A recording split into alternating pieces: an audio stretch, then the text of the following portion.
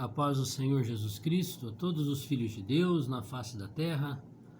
Aqui é o irmão Xavier do Projeto Vida. Nós estamos lendo a Bíblia, a Palavra de Deus, Novo Testamento, livro de Atos, capítulo 17. Vamos ler o último versículo do 16 primeiro.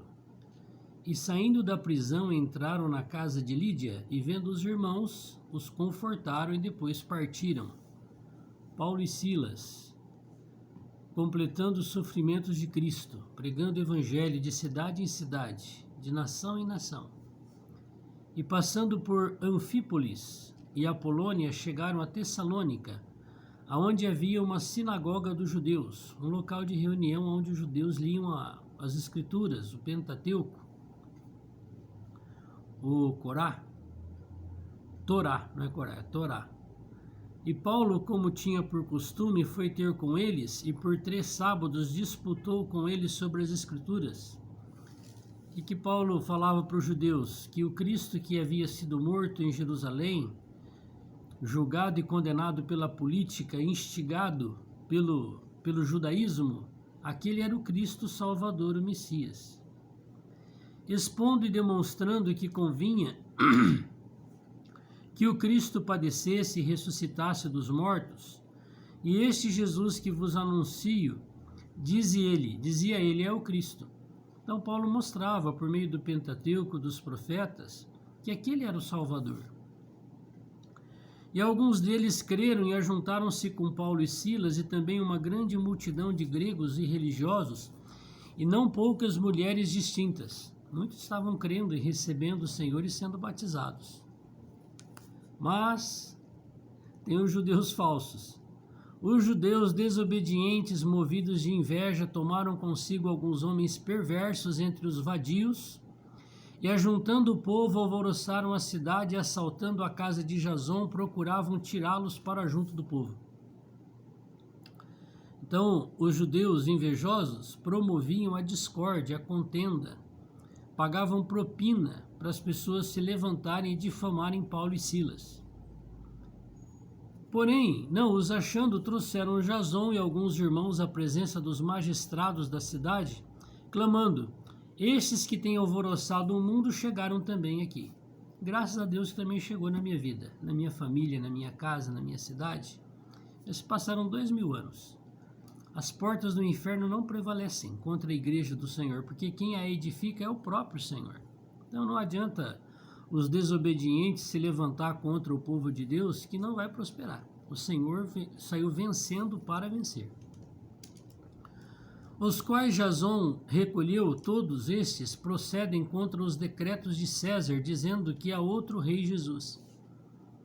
Jesus não é outro rei, Jesus é o Rei dos reis, ele é o Senhor dos senhores, ele é o Deus todo-poderoso, onisciente, onipresente, onipotente. Ele é Deus. Não existe 3 deuses, um que é o Pai, outro que é o Filho, outro que é o Espírito. A Bíblia diz que há um só Deus, e quem disser que há mais de um é mentiroso.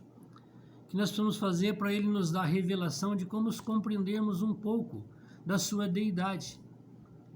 Deus, que é Espírito, entrou no ventre de Maria, se vestiu de carne, nasceu como homem, experimentou viver humano, a morte e a ressurreição, está em todo lugar como o Espírito que dá vida, o Espírito Santo, os 7 Espíritos de Deus. É o mesmo Deus, o mesmo Espírito. Ele é Senhor. Ele é o Criador dos céus e da terra e de todo o universo. Ele é o primeiro. Mas aqui, os desobedientes estavam instigando, dizendo que o César não era mais imperador, que era o imperador era Jesus, e é verdade. Só que eles não conseguiam separar, né? Ou separavam, que aquilo era uma questão política, a outra era uma questão espiritual. Mas usavam a questão política para matar Paulo e Silas e perseguir os cristãos. E alvoroçaram a multidão, os principais da cidade, e ouviram estas coisas. Tendo, porém, recebido satisfação de Jason e dos demais, os soltaram. E logo os irmãos enviaram de noite Paulo e Silas a Bereia, e eles, chegando lá, foram à sinagoga dos judeus. O Senhor já tinha dito para Paulo que era para ele evangelizar os gentios, mas Paulo tinha um amor natural muito forte pelos judeus, pelos seus patrícios. E nós vamos ver que por esse motivo ele acabou sendo preso e apanhou bastante por causa disso. Então ele insistia: Aonde tinha judeus na sinagoga, ele queria lá levar o evangelho para os judeus também. Ora, estes foram mais nobres dos que os que estavam em Tessalônica, porque de bom grado receberam a palavra de Deus, examinando cada dia nas Escrituras se essas coisas eram assim. Então todos nós precisamos ser como os irmãos bereanos. Ouviu alguma coisa de Deus? Alguém falou alguma coisa da palavra de Deus? Alguma religião ensina as coisas de Deus? Nós temos que verificar se aquilo é compatível com a Bíblia, com a palavra de Deus. Porque hoje tem muito fermento, ensino errado, ensino de que as pessoas acabam ofendendo a Deus. As religiões cristãs acreditam em Cristo, mas o que elas ensinam, que é de acordo com a palavra, nós dizemos amém e obedecemos. Mas se você não lê a Bíblia, você não vai conseguir perceber aquilo que é errado, que é fermento e que é pecado, que a própria religião ensina as duas coisas.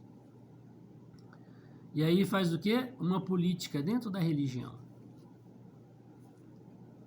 O catolicismo romano não crê que Jesus Cristo é Deus? Crê. Mas ensina a idolatria, o pior pecado que existe na Bíblia. E aí, você vai continuar sendo idólatra? Ah, meu pai era, meu avô era. Pois é, você vai continuar sendo ignorante igual eles? O Senhor diz que Ele não leva em conta o tempo da nossa ignorância. Se eles eram ignorantes e morreram assim, serão julgados assim. Mas você que conhece a verdade e continua praticando, você não é ignorante, você vai ser julgado diferente. E as igrejas evangélicas não pregam que Jesus Cristo é o Senhor? Pregam. O que fala depois que é batizado? Você é da nossa igreja. Outra mentira. Então nós precisamos conhecer a palavra de Deus para saber o que o diabo colocou na religião que é fermento e aquilo que não é fermento. Aquilo que não é fermento a gente absorve, aquilo que é fermento a gente despreza. E aqui o judaísmo, que é a religião judaica, que tinha feito da palavra de Deus uma religião, estava fermentando para quê? Para abafar o evangelho puro que Paulo e Silas pregavam. Mas os irmãos bereanos examinavam as escrituras. Você também é um irmão bereano? Ou você fica, deixa entrar tudo que te falam, você nem verifica na Bíblia se é daquela forma? De sorte que creram muito deles, e também mulheres gregas da classe nobre, e não poucos varões.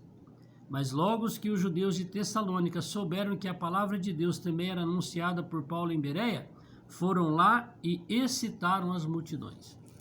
É isso que a religião faz com o evangelho verdadeiro. Ninguém que esteja dentro de um sistema religioso, seja ele qual for, se ele começar a ler a palavra, o Senhor entrar nele, ele revelar para ele a verdade, a religião vai expulsá-lo, expurgá-lo daquele meio. Porque todos os sistemas religiosos há corrupção. Isso a gente vê todo dia na televisão. Não importa se é espírita, se é ateu, se é evangélica, se é católica, seja lá o que for, em todos os meios aos sistemas há a podridão. E também há pessoas corretas, não é verdade? Mas nós não podemos aceitar os ensinamentos que é malditos por meio de qualquer grupo e praticar aquilo achando que é verdade. Então os irmãos bereanos, eles examinavam a Bíblia. O que veio para eles? Perseguição de Tessalônica. De quem? Dos judeus religiosos que fizeram da palavra de Deus um sistema religioso. No mesmo instante, os irmãos mandaram a Paulo que fosse até o mar, mas Silas e Timóteo ficaram ali. E os que acompanhavam Paulo o levaram até Atenas, e recebendo ordem para que Silas e Timóteo fossem ter com ele o mais depressa possível, partiram. E enquanto Paulo os esperava em Atenas, o seu espírito se comovia em si mesmo, vendo a cidade tão entregue à idolatria. E hoje? Atualmente nós estamos vendo um padre que promoveu o que? Idolatria numa cidade inteira. Entregue à idolatria. A cidade se multiplicou não sei quantas vezes por causa de romarias e coisas ligadas à idolatria. Hoje não é diferente. Hoje nas cidades todas as pessoas são católicas? Não, mas quantos símbolos católicos há nas entradas das cidades, ídolos de imagens, de escultura, que Deus abomina? Por que tem lá? Por causa da política. Porque prefeitos querem agradar o grupo dos católicos e colocam aquilo que é abominação a Deus. Isso não vai ficar de graça, o Senhor vai julgar cada um. Paulo vendo a ignorância dessa cidade aqui, em Atenas, de sorte que disputava na sinagoga com os judeus e religiosos e todos os dias na praça com os que apresentavam. E alguns dos filósofos e epicureus e estoicos contendiam com ele. Uns diziam: que quer dizer este paroleiro? E outros: parece que é um pregador de deuses estranho, porque lhes anunciava Jesus e a ressurreição.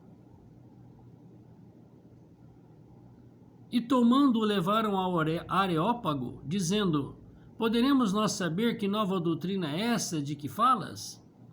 Pois coisas estranhas nos trazes aos ouvidos e queremos, pois, saber o que vem a ser isso? O Senhor disse na palavra que o Evangelho vai fazer pai contra filho, filho contra pai, mãe contra nora, porque o Evangelho é a verdade. Quando o Evangelho entra, os que estão predestinados para serem salvos crerão e sairão daquele sistema.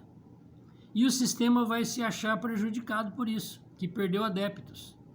Hoje não é assim que acontece? Hoje é uma disputa religiosa. Quem que tem mais membro? Quem que tem mais crente? Quem que tem mais irmãos? Em qual romaria que tem mais gente? É no padre A ou no padre B?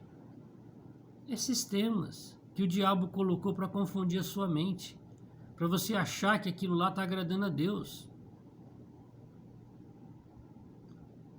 Pois coisas estranhas nos trazes aos ouvidos, pois todos os atenienses e estrangeiros residentes de nenhuma outra coisa se ocupavam senão a dizer e a ouvir alguma novidade. E estando Paulo no meio do Areópago, disse: varões atenienses, em tudo vos vejo um tanto supersticiosos, porque passando eu e vendo os vossos santuários, achei também um altar em que estava escrito: ao Deus desconhecidos. Ao Deus desconhecido. Eles tinham tantas imagens de escultura, acreditavam em tantos deuses falsos de prata, de madeira, de ouro, de barro, de gesso, de ferro, que resolveram fazer um altar e colocar o Deus desconhecido. Esse é o Deus verdadeiro, que eles não conheciam e que Paulo estava pregando. Este, pois, que vós honrais, não o conhecendo, é o que eu vos anuncio. O Deus que fez o mundo e tudo que nele há, sendo o Senhor do céu e da terra, não habita em templos feitos por mãos de homens. E o que mais as religiões ensinam hoje, seja evangélicos ou católicos? Vamos para a igreja? Onde que leva você? Dentro de um santuário, de um templo, dentro de uma praça ou num lugar qualquer? Aquilo não é igreja, nunca foi, nunca será. Olha o que está escrito aqui: eu não habito em templos feitos por mãos humanas. Quantas basílicas há de ouro, fala assim, na igreja? Os repórteres, por serem católicos, falavam: na igreja. Que igreja? Aquilo não é igreja, nunca foi, nunca vai ser. Deus não mora em casas feitas por mãos de homens, está escrito aqui na palavra de Deus. E você vai acreditar em quem? No homem, no pastor, no missionário, no apóstolo, no papa, no padre, do que em Deus e na palavra? Nem tampouco é servido por mãos de homens, como que necessitando de alguma coisa, pois ele mesmo é quem dá a todos vida, respiração e todas as coisas. De um só, de Adão, fez toda a geração dos homens para habitar sobre a face da terra, determinando os tempos já dantes ordenados e os limites da sua habitação, para que buscassem ao Senhor, se porventura tateando pudessem achar, ainda assim que não está longe de cada um de nós, porque nele vivemos, nos movemos, existimos, como também alguns de vossos poetas disseram, pois somos também sua geração. Então Paulo estava mostrando que esse Deus desconhecido é o Deus criador que a gente tem que obedecer e crer e servir. Ele é Espírito.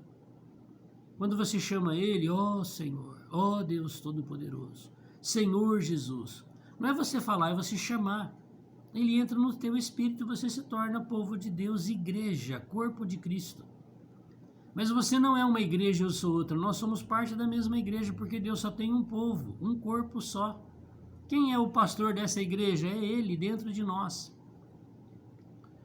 Sendo nós, pois, geração de Deus, não havemos cuidar de que a divindade seja semelhante a ouro, prata, pedra esculpida por artifício de imaginação dos homens, Irmãos católicos, leiam a Bíblia. Aqui está escrito na tua Bíblia. Acha lá no livro de Atos, capítulo 17, 29.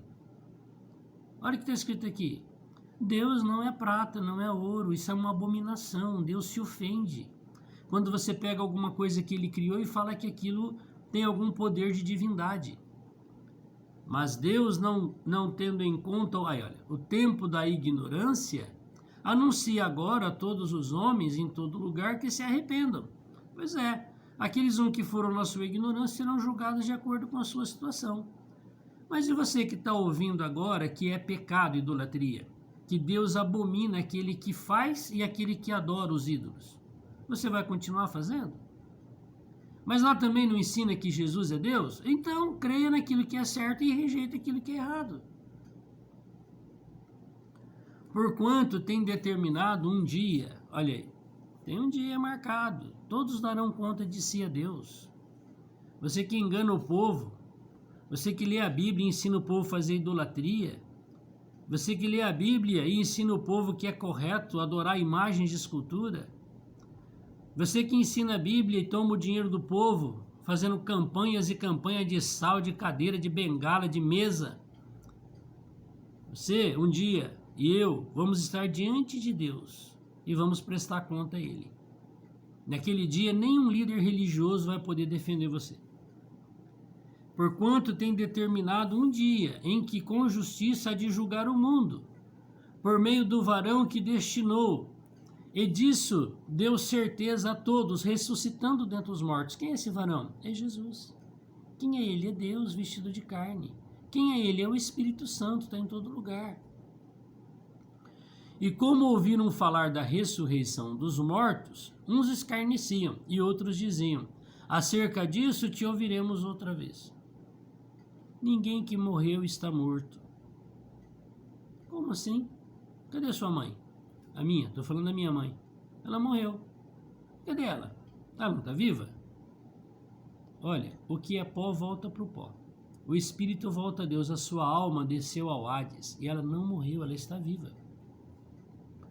Nenhuma pessoa que morre está morta. Nenhuma. Só estão separados dos vivos, só isso.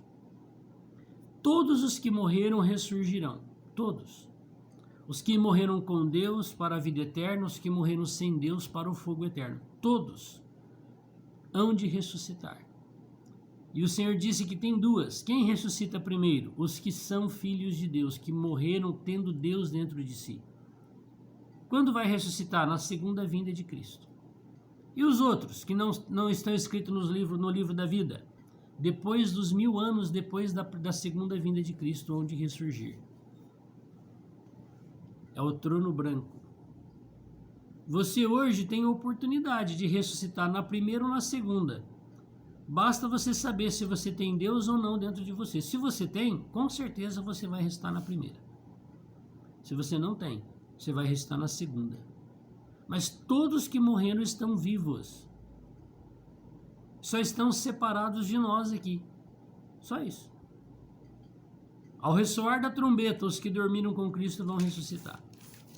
Depois do milênio, o Senhor chamará todos os outros que não creram e não serviram a Ele. Serão todos colocados no lago de fogo junto com Satanás. Quem escolhe isso? Você, eu, se eu creio ou não no Senhor. E cada um terá a sua recompensa. Os que creram no Senhor e praticaram idolatria, pecados, serão julgados assim também, mas ressuscitarão primeiro.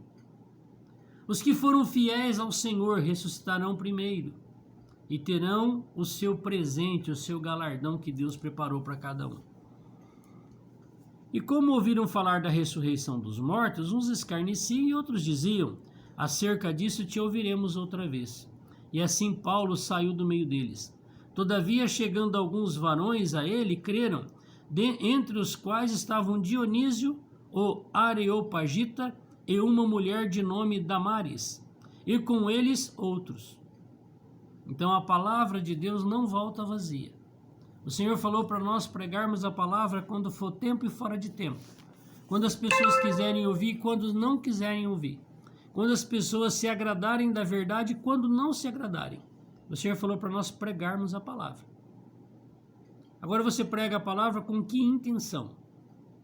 Que as pessoas se convertam e sigam a Deus? Ou que as pessoas se convertam a Deus e sigam você e o teu sistema? Essa é a grande diferença. De graça receber, de graça dai. Então, quando nós ajudamos de graça as pessoas a receberem o Senhor e viverem para Ele, as pessoas farão o mesmo com as outras. Mas quando elas creem no Senhor por meio de um sistema religioso, aquilo é incutido por meio de Satanás no coração, na mente dela. E além da palavra de Deus que ela vai dar para o outro, ela vai dar o sistema também. E Deus não quer. Quem é o juiz? Deus. Vamos falar com Ele? Ele é luz, só Ele pode nos iluminar. Ninguém consegue mudar a mente do outro. Principalmente se a pessoa está obstinada, ninguém tira aquela obstinação da mente da pessoa. Mas tem um que tira, quem é? O Senhor é que convence o homem do pecado, da justiça e do juízo, o Espírito dele. Eu sou o pior deles. Vamos pedir para ele nos convencer? Paulo estava convencendo os judeus por meio das Escrituras. E hoje, se você ler a Bíblia, o próprio Deus vai convencer você por meio da Escritura de que Ele é o caminho, a verdade e a vida. Então não queira outras coisas além dele. Não adore outras coisas além dele, que você vai estar ofendendo a Ele. Vamos pedir para Ele nos convencer? Papai do céu, Deus Todo-Poderoso, Criador de todo o universo, que nos concedeu o dom da vida, te agradecemos pela tua palavra gloriosa e maravilhosa. E te pedimos com humildade que o Senhor nos ilumine com a tua palavra e com a tua revelação.